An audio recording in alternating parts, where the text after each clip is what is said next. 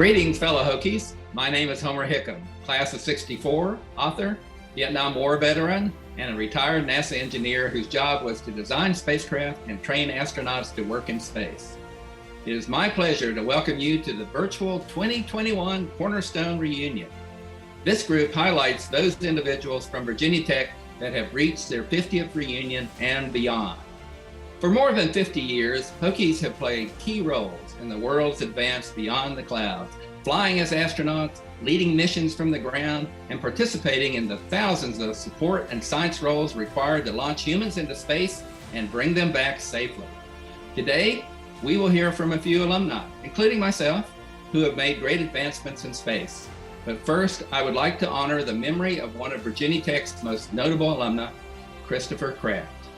Christopher Kraft, class of 44, was a NASA legend who is remembered as the founding father of the mission control. He was NASA's first director of flight ops in the 1960s and was instrumental in landing an astronaut on the moon. Please enjoy this virtual experience.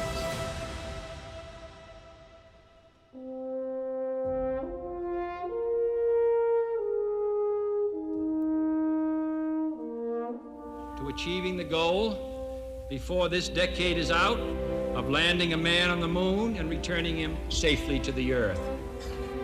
People came to this program, government people, university people, contractor people. This source of human intellectual energy was marshaled, focused, challenged. What came out of this effort was not just a very successful program, but a rich national resource of vast proportions. Project Mercury, America's first manned space program, lasted from 1958 to 1963. The Mercury 7, test pilots all, Scott Carpenter, Gordon Cooper, John Glenn, Gus Grissom, Wally Schirra, and Alan Shepard Jr. and Deke Slayton. Their task proved that man could fly into orbit around the Earth and return live and well to talk about it. Gemini, the bridge to Apollo, used a more advanced vehicle carrying 2 crewmen. Its goals: test the skills and endurance of the astronauts and practice the rendezvous and docking procedures and other maneuvers for the moon voyage. Good morning, Captain Schirra. Good morning, Chris. You're doing great. Let's put it down on the elevator. Apollo 8 coming to you live from the moon. Apollo 8, history's first manned flight to the vicinity of another celestial body. And from the crew of Apollo 8, we close with good night, good luck, a Merry Christmas, and God bless all of you on the good Earth. Houston, Tranquility Base here. The Eagle has landed. Roger, Tranquility. We copy you on the ground. You got a bunch of guys about to turn blue. We're breathing again. Thanks a lot. That's one small step for man, one giant leap for mankind. Apollo sent a dozen Americans to rove the surface of the moon and 15 others to fly into the grasp of its 1/6 gravity. They took the measure of the moon, and in so doing took the measure of themselves and demonstrated the human potential. The facilities of Apollo now silent and still. In Houston, Mission Control, the nerve center of manned flight operations. The chapters of space history, first Mercury, then Gemini, then Apollo, were written by the people who sat at these consoles. People such as Chris Kraft.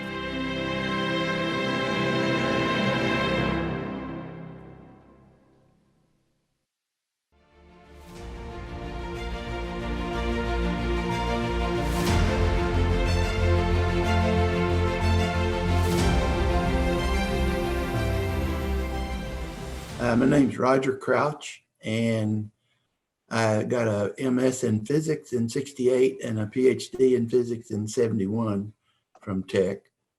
And I think probably as I was growing up, I was back in the hills of Tennessee, and we didn't have computers, we didn't have TV. We had a movie once a week or something like that. And so I read a lot of books, and the books I read that inspired me the most were about explorers. But I couldn't think of anywhere that hadn't been explored already. This was around 1950. and I went to see a movie called Destination Moon. And it was, science fiction kind of thing. And it was about the good guys were the United States and the bad guys were the Nazis or the Russians. And there was a race to get to the moon, and the bad guys wanted to get there to dominate the earth. And the good guys wanted to get there to keep that from happening. And at the end, they went up there, and they made it back, but they had a lot of problems, but they finally made it back.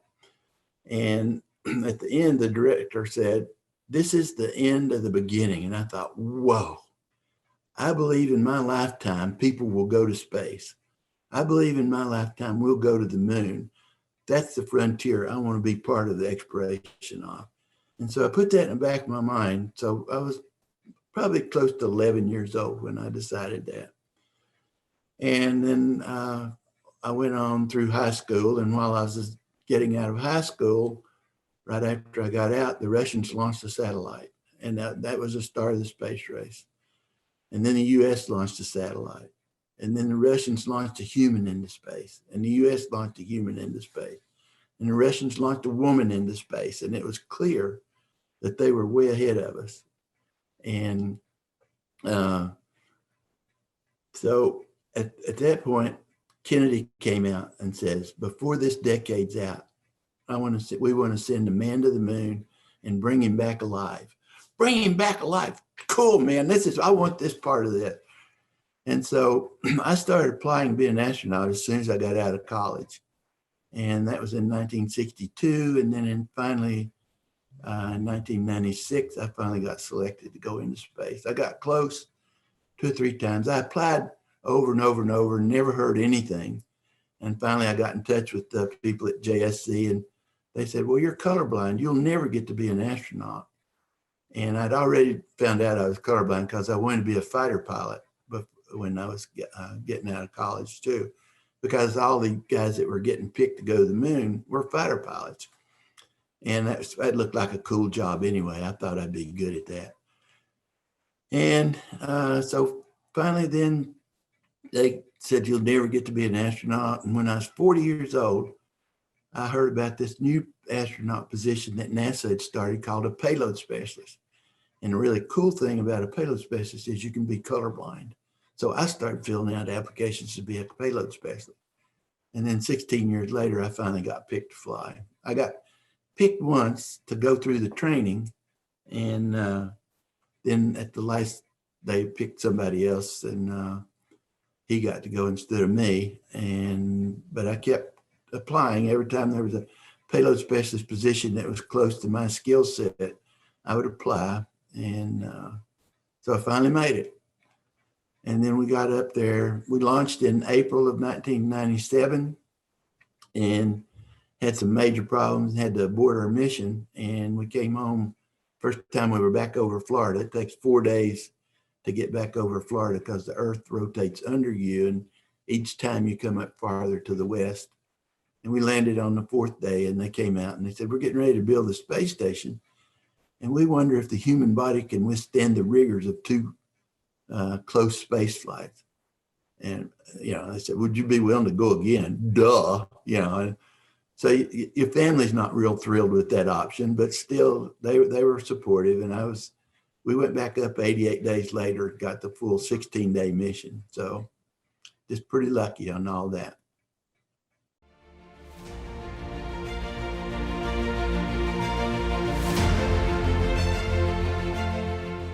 No, I never did think about giving up. I just thought, well, if there's an opportunity, I'm going to apply for it. And then when I got to be in my 50s, I thought, well, probably not going to get picked and I'm this old. But then I kept applying, and sure enough, at 56, I finally got picked. I was almost 57. I was my birthday's in September. So I was only that 4 months, I guess, from being 57. But just persistence worked out for me this time. People say I'm stubborn, but I say I'm persistent. So I think that's a better description.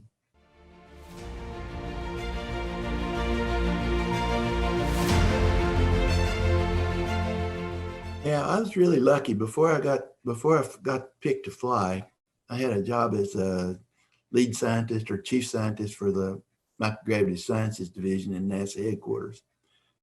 And we sponsored all the ground-based research in the physical sciences experiments that flew in space.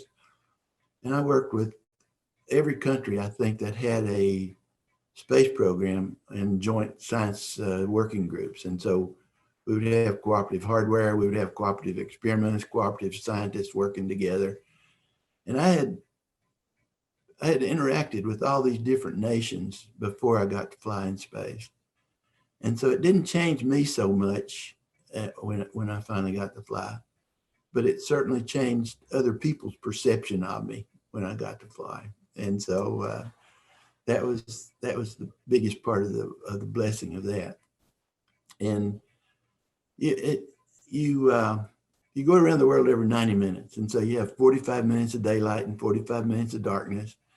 And, you don't see international borders or anything like that. And so there was not a big epiphany for me for that, because I already knew that all these different countries, the people were just like us. They just had different experience bases and different objectives in their career and in their programs. And so it was just a reinforcement that we're really just a fairly, united world down here. And so it reaffirmed that, but it wasn't an epiphany for me that we were all pretty much the same.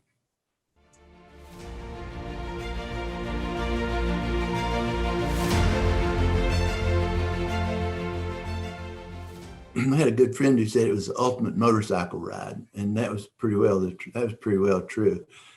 The launch, the first time we launched, it was so much going on that it was over just like that. And the second time we launched, which was 3 months later or 88 days later, the experience was, I was able to concentrate more and observe more of what was going on in the cockpit or in the middeck where we were sitting, and then to experience what my feelings were as we were taking off. But I was really lucky to not be afraid, I guess you'd say. I felt really blessed to be there, and I thought if God went to all that trouble to kill me that day, he's going to get me wherever I was. And so I was able to sleep most of the downtime we had. It takes about 2 hours to go through the checklist and everything before you take off. You're lying there on your back, and there's no stimuli, there's no dials in the middeck to look at or nothing to do. And so I was lucky enough to get to sleep through most of that. And then when we were taking off, about 6 seconds, about close to a minute before you take off, they test what they call the APUs, which are some hydraulic pumps that are in the bottom that pump the fluid, the fuel into the rockets and stuff. And it sort of made the shuttle tremble a little bit. And I thought, this is cool. We're getting close. And then 6 seconds before you take off, the main engines that fire, those 3 big engines in the back of the shuttle, and it starts shaking you a little bit like you're riding a bicycle down a dirt road. And then the solids ignite. And when the solids ignite, you instantly go to about 2.3 times the force of gravity, and it pushes you, you're lying on your back, and it pushes your internal organs back against your rib cage. And your lungs, which are sort of balloon-like, are compressed and flattened out a little bit. And so breathing in is really hard when you're taking off. But for me, I was so excited. I was going, yahoo, whoopee, going to space today, guys, yahoo! But with no air in my lungs and 2.3 G pushing me back in the seat, it's probably a lot more like, yippee, we're going to space today, guys, whoa, or something like that. So, but anyway, it takes you 2 minutes for the solids to burn out, and you go back to 1 times the force of gravity, and then it builds back up to 3 times the force of gravity, and you throttle back to not go higher than that, because that's the design limit on the shuttle. And a little over 8 minutes, you're in orbit going 17,500 miles an hour, which is about 10 times the speed of a rifle bullet. So it's really fast. But you don't have that sense. It's more, it's not exactly, but it's similar to what if you're at 36,000 feet and you're flying over farmland, you see the stuff going by, but you don't have a real sense that you're going 500 miles an hour or something like that. So when you go in and out of sunrises, you get 16 sunrises and 16 sunsets a day. And as you go in and out of those, you get the Earth's atmosphere acts like a prism. And so it breaks the sunlight down into all the different colors of the rainbow. And you get that reflection off of the white blanket on the outside of the shuttle. And you get a sense then that it only lasts for a few seconds. And you get a sense then that, you're traveling pretty fast. And one time we were up there, we had a full moon. And this looks like the moon just jumps up out of the ocean as you come into a moonrise or sunrise. It's incredible. I mean, when you get a chance to go, take it, because I think we'll be having regular people going pretty soon, and save a little bit of money and get up there if you can.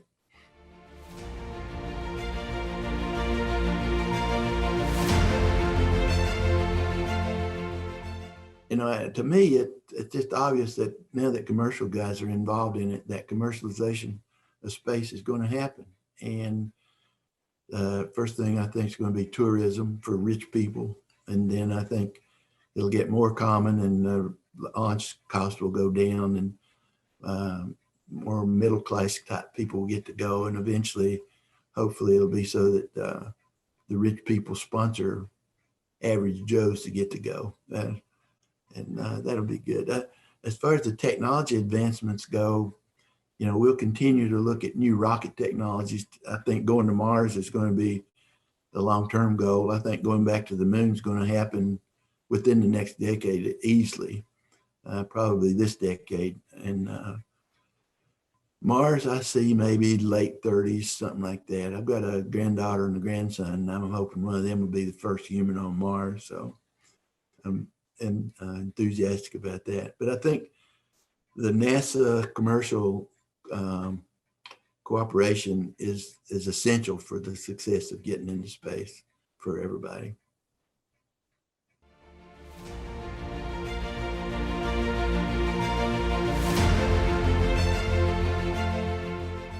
I mean, my message to everybody is just don't quit.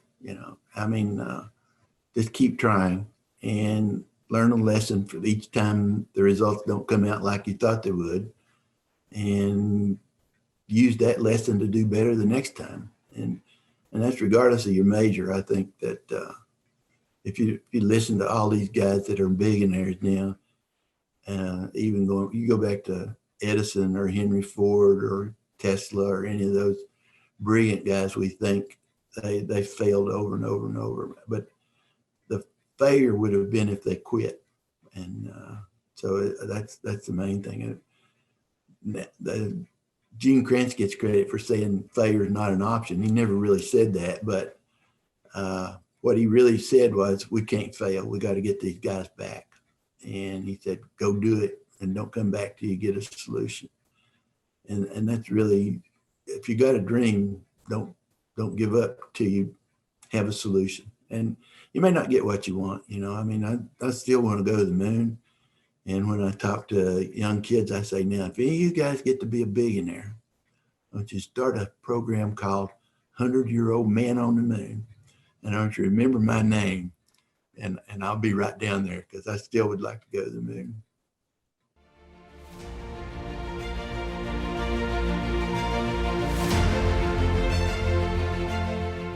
Homer Hickam, he was up at Tech one time when I was up there, and he'd just written his book. And I said, yeah, I was here at Tech when you were. And he said, yeah, but I'm a lot better looking than you are.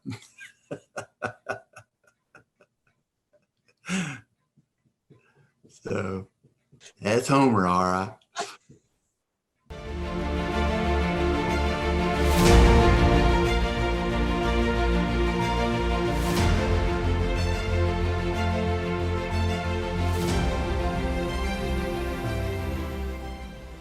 Hi, I'm Homer Hickam, and I was in the class of 1964 industrial engineering at Virginia Tech. And the way that I got involved with space was as a young person. I read a lot of science fiction growing up. And then in 1957, when I was 14 years old, the Russians launched the Sputnik, the world's first Earth satellite. And that so impressed me, I decided to build my own rockets, which I did during the 3 years of high school. And those rockets allowed me to go on to the National Science Fair and come back with a gold medal. After that, I went to Virginia Tech and learned how to be an engineer.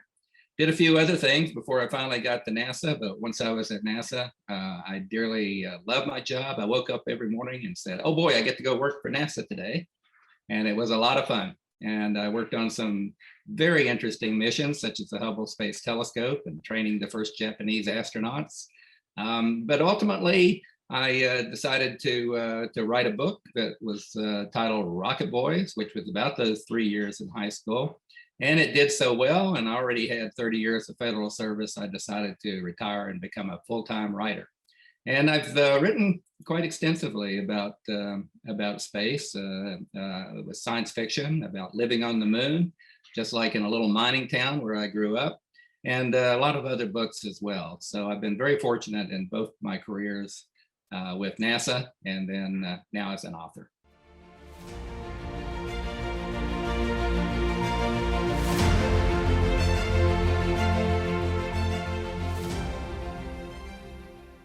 The biggest thing for NASA since landing men on the moon was the Hubble Space Telescope. But when it went up, it was had a blurred image.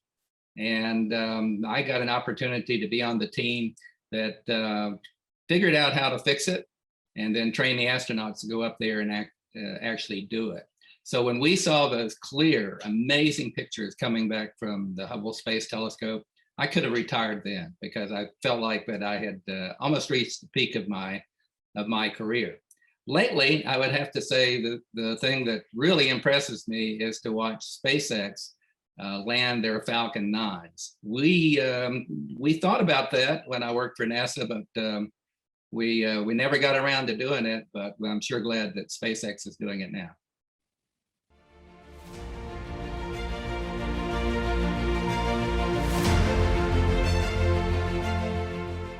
Well, I would have to say that my mom was a big reader and my father was a big reader. And my mom taught me how to read before I went to school. So I was reading. I just absolutely loved it. And after a while, I kind of figured out, well, maybe I could write some of these things as well. I started writing when I was in the 3rd grade. I had my own little newspaper there in Colwood, West Virginia. And so it was just something that I loved to do. And I also wrote for the Virginia Tech newspaper when I was there and learned an awful lot about how to hook a reader and open up the first paragraph and so on. So even though I was at engineering school, I learned an awful lot about writing at Virginia Tech.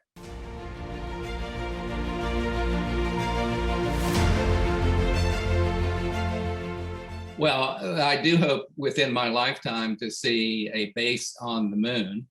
I recently gave testimony to Congress about that very thing. And I said, what I really want to see within my lifetime is Colwood on the moon. I'd love to see a mining town on the moon that employs miners there and sends back resources to the Earth. So that's what I'm hoping for.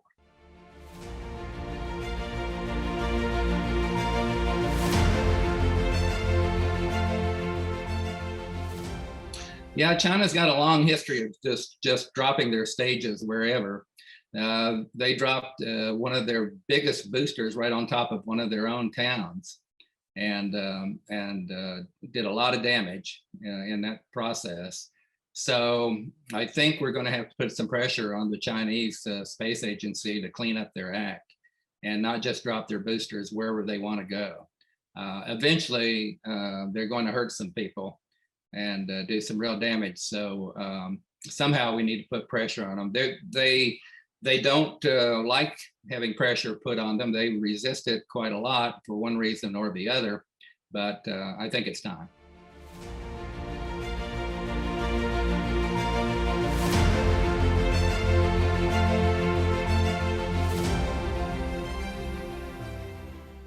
Well, once upon a time, a long time ago, we had an annual game with our arch rivals at that time was Virginia Military Institute, VMI. every Thanksgiving, we had this football game with them, and their cadet corps would march in and our cadet corps would march in, and we would get up into the stands on opposite sides of the football field, and we would start chanting to each other, mostly insults.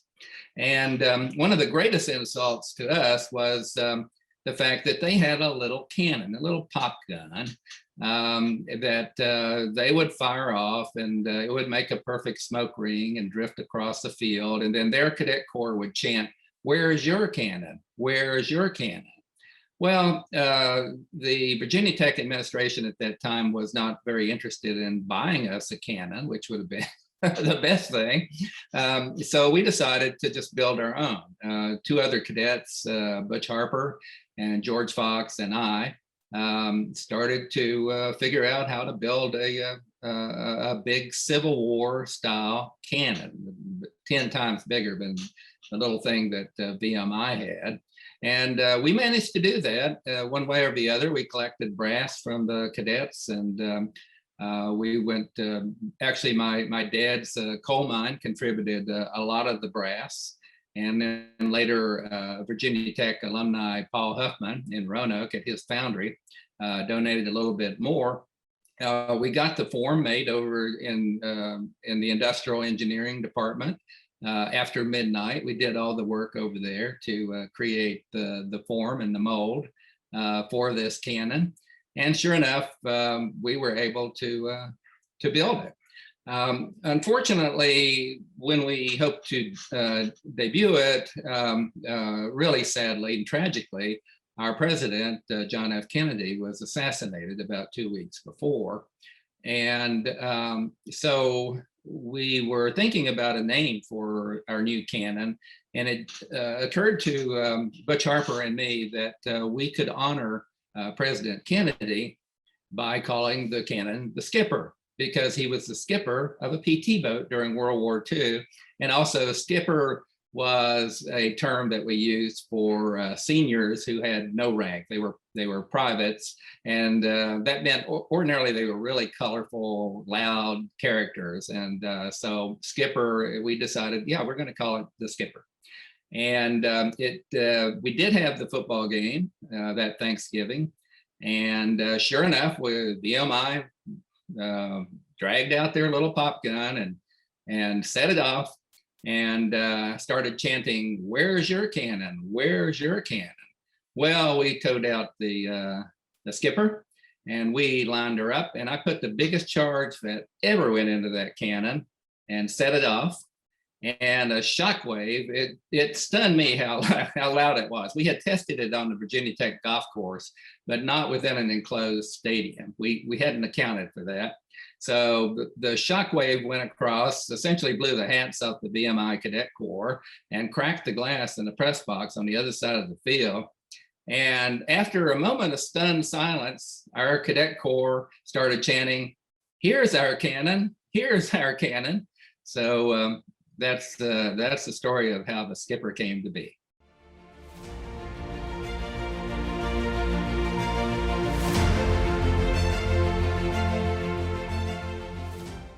You know, honestly, as far as we cadets in the class of '64 who built this thing, what we're concerned, we did it for that one football game just so that we could chant back at VMI.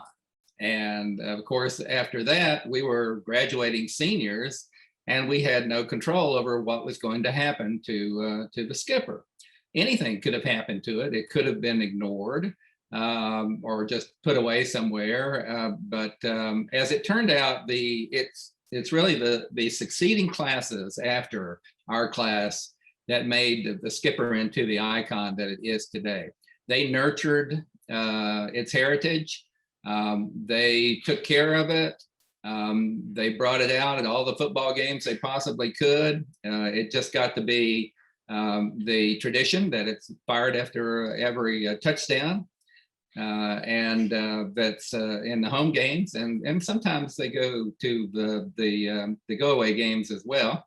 And so I give all the credit to the classes that came after us to make it into the icon that it is today.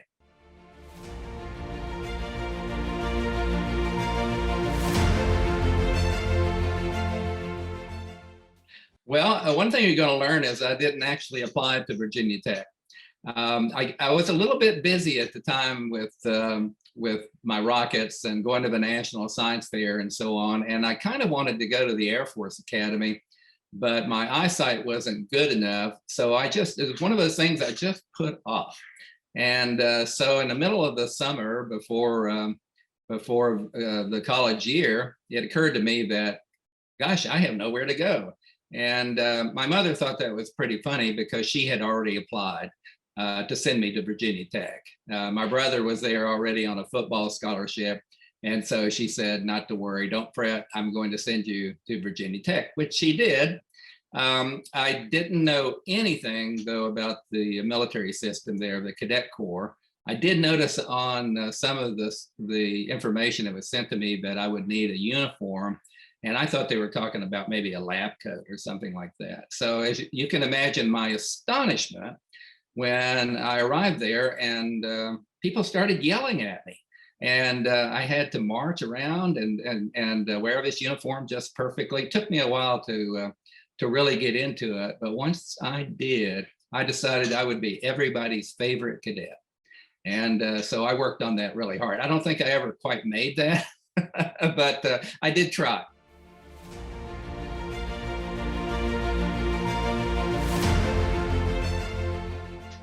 Well, my professors would have described me as too often at the Lyric Theater. And yeah, I didn't make the best grades at Virginia Tech, but I surely learned a lot. And I can remember maybe that my best recollection of one of the professors at Virginia Tech was Dan Plata, Professor Dan Plata, who was in charge of the engineering mechanics department. And the toughest class that we engineers took, the ones that everybody who took engineering ran into, was Dan Plata's statics class. And he would generally flunk at least half of the class. It was just an automatic. And so he got me. For sure.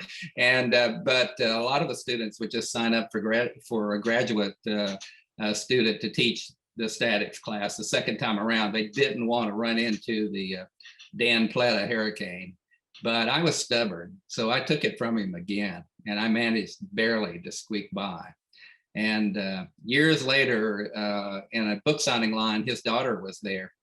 And she said, "Oh, Mr. Hickam, my father just loved you. He talked about you all the time." And I said, "Well, I guess that's why he flunked me, so he'd keep me in his class for a while."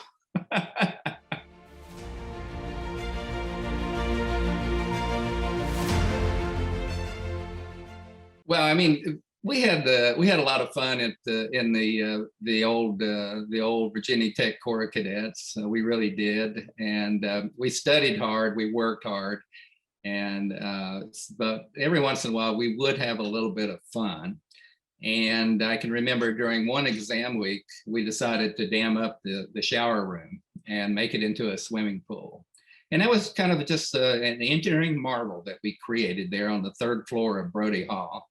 And thank goodness that the people who built that dormitory used reinforced concrete. It did not occur to us how heavy water is, but somehow it worked. So we had students coming from all around with their towels and swimming trunks and just swimming around on the third floor of Brody Hall. If I woke up tomorrow and found myself in the bunk there at Virginia Tech and somebody yelling "first call to Growley," I would just get up and do it. It's just all the rest of this was just a dream.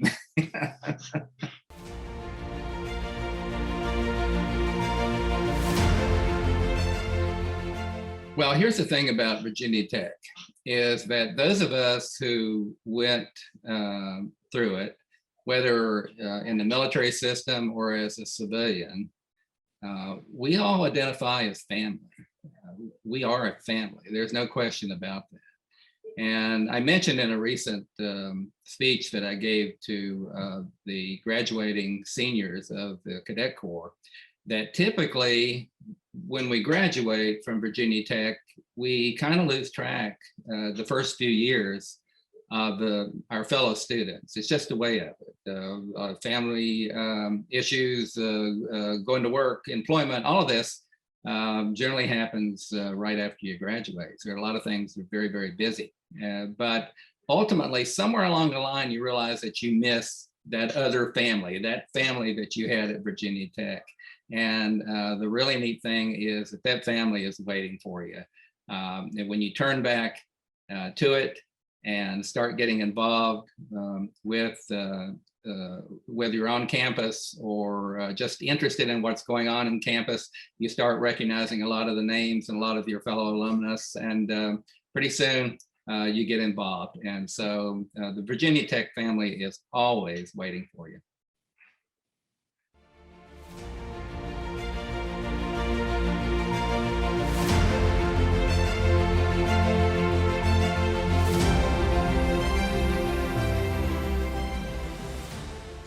Hi, my name is Charles Camarda. I flew on STS-114, the return to flight mission right after the Columbia accident.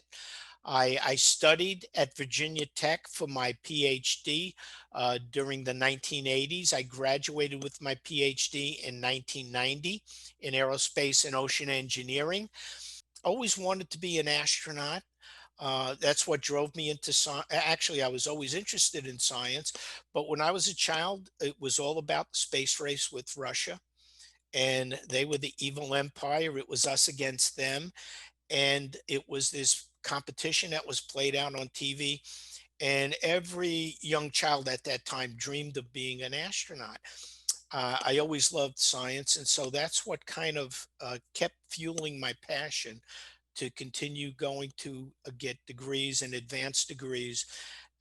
When I was working at Langley, I received my master's degree at George Washington, and with classes taught on site. And then I went away for my doctorate at Virginia Tech because one of the amazing people that mentored me during my internship was a postdoc, a doctoral student from Technion, from Israel. Dr. Rafi Hafka went to aerospace and ocean engineering, and I worked with him. He was a colleague, and then when he was teaching at Virginia Tech, I knew that that's where I wanted to go back and study with Dr. Hafka.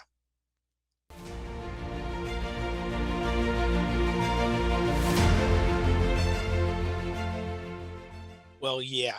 Why was my mission significant? We flew in 2005, 2.5 years after the Columbia accident. And this is when I realized I was training in Russia when the accident happened. And this is when I realized that NASA really had some serious problems. How could really good engineers, program managers, watch this large piece of foam impact the lower portion of the left wing of the orbiter and not realize that that would have caused critical damage? We had some serious problems at NASA. And when I returned from Russia, I started developing these different teams, working with the experts that I used to know and worked with throughout my career in hypersonics around the country, pulling together these teams to understand what caused the accident and also to help design technology that we could fly, that other astronauts could fly, to ensure that we would fly safe. And so this was before I knew I was going to be selected for that next mission. And I was surprised when I got the nod and was selected to be on that mission. But what was important about that mission was we had to rapidly develop new technology, test it in space, and validate that it would work in order to ensure that not only we would be safe, but all the successive crews that flew on shuttle until its retirement in 2011. So it was a geeky astronaut's dream to work on this mission with an amazing crew. We had two amazing ladies on our crew. Eileen Collins was the commander. test pilot, Air Force test pilot, and Wendy Lawrence was a naval aviator. She flew helicopters in the Navy. So it was a dream mission, and I was very lucky.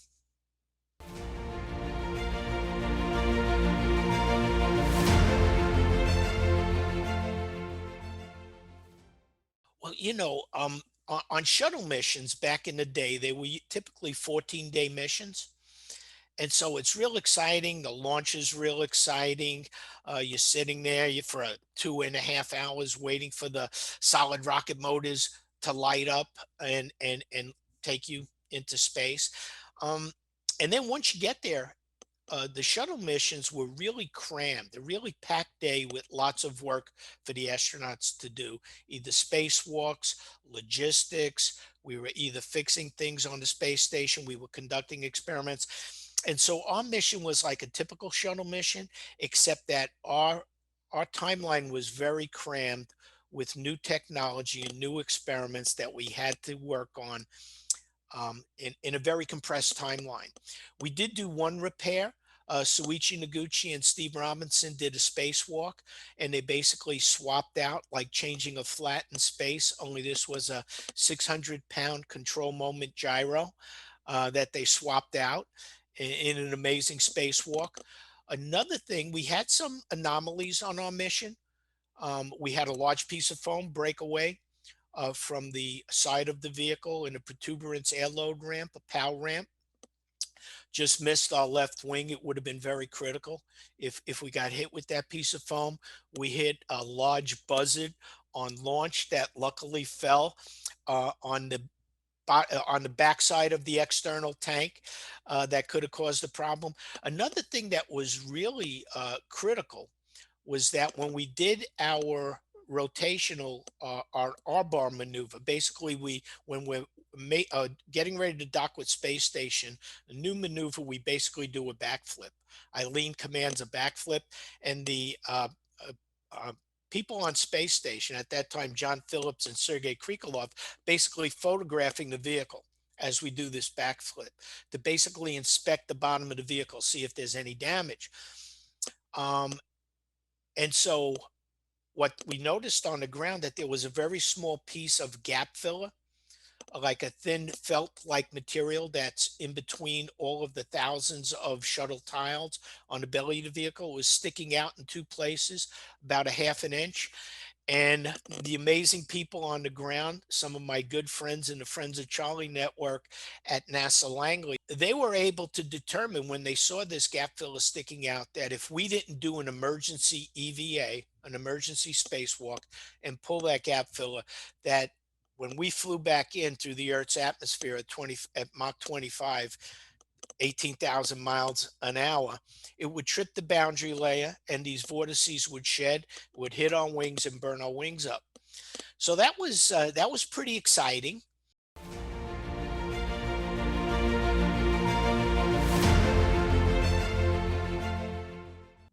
Wow. Everything. I mean, what we're seeing now, I mean, it took us so long to get to this point. We've watched this happen in aeronautics, only it happened much quicker in aeronautics, how the commercial sector ramped up and has taken travel in the air around the world to a new level. And now we're hoping to fly at supersonic speeds and possibly one day hypersonic speeds around the Earth, right?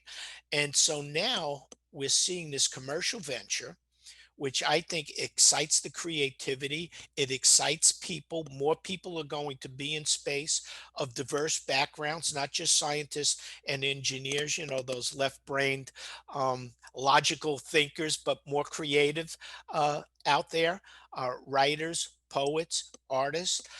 Everyone will hopefully get the opportunity to experience space. And I think the creativity and entrepreneurship will make space safer.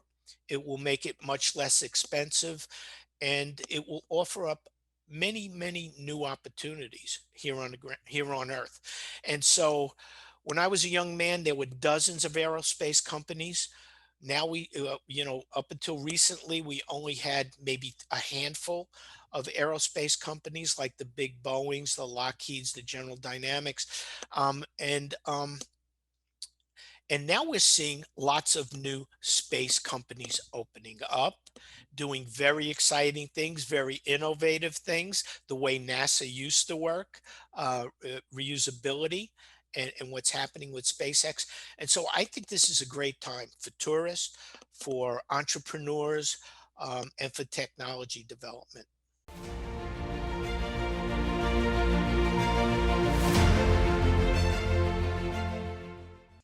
Many people wondered, how safe we would be. But because I worked with so many of the teams that were helping to build the technology to keep us safe, and we had many options in case we did have another problem similar to a debris strike that took down Columbia, I felt very confident. Um, it was very emotional from the standpoint that we were the next crew,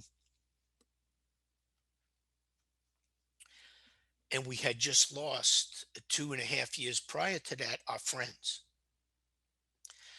And so from that standpoint, when you look at our patch, right, and around the Columbia crew, right, this was the actual patch for the Columbia crew, and the 7 stars in that patch represent those 7 astronauts.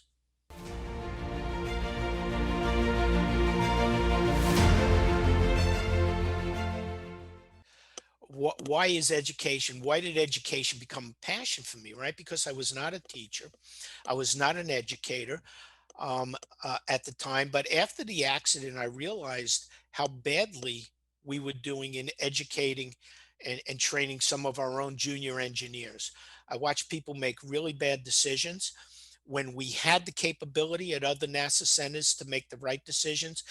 And so I developed a program to do this. I mean, when I realized what was wrong, I realized that the way I was taught engineering as a research scientist and engineer at NASA Langley was the right way.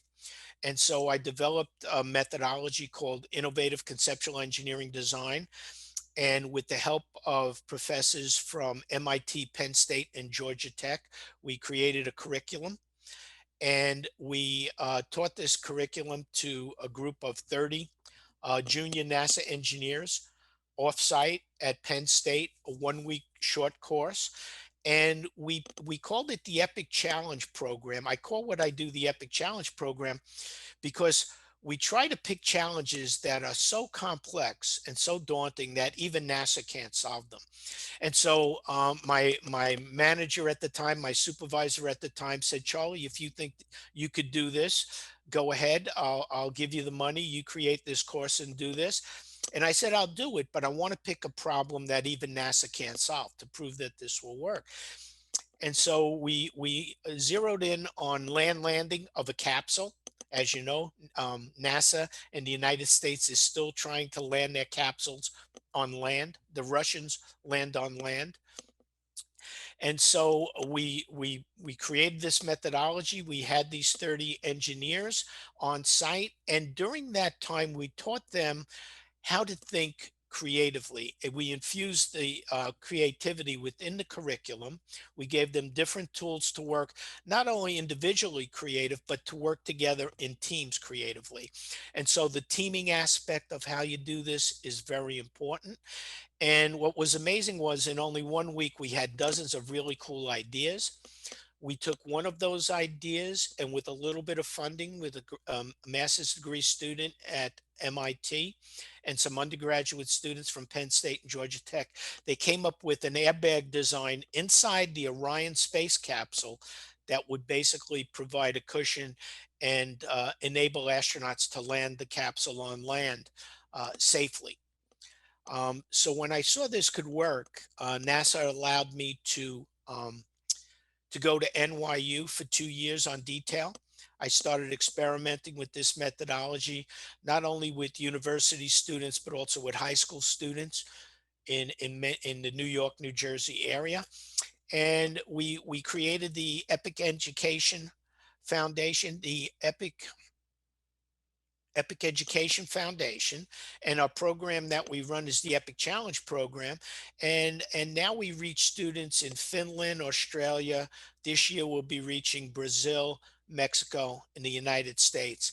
With the idea, when I went into this to transform the way we educate in the United States, I realized that we had tons of money going into education, but we still weren't plugging the leaks in the STEM pipeline.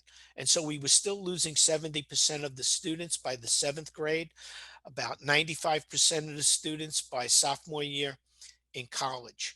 And so what we try to do with this program is connect university, community college, technical college, high school, middle school students all together in a continuous environment of learning.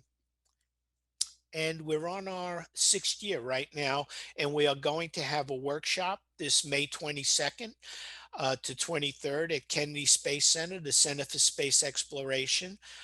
We posted it on LinkedIn, Twitter, at Charlie Camarda, and also on Instagram.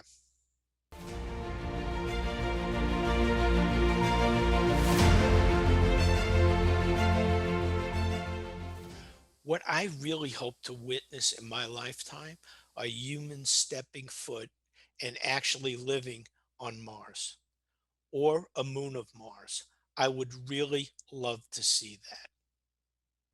But I think we have to have that vision, because everything we do in space comes right back to help us here on Earth, right? Climate change, the satellites that study the Earth. Being able to sustain humans on Mars, we have to do that very effectively. We have to conserve all the precious consumables, similar to what we have to do here on Earth. I hope you enjoyed this glimpse into space, learning about how fellow Hokies are making an impact, and I hope you enjoy the virtual reunion programming. Thank you for joining us. Go Hokies!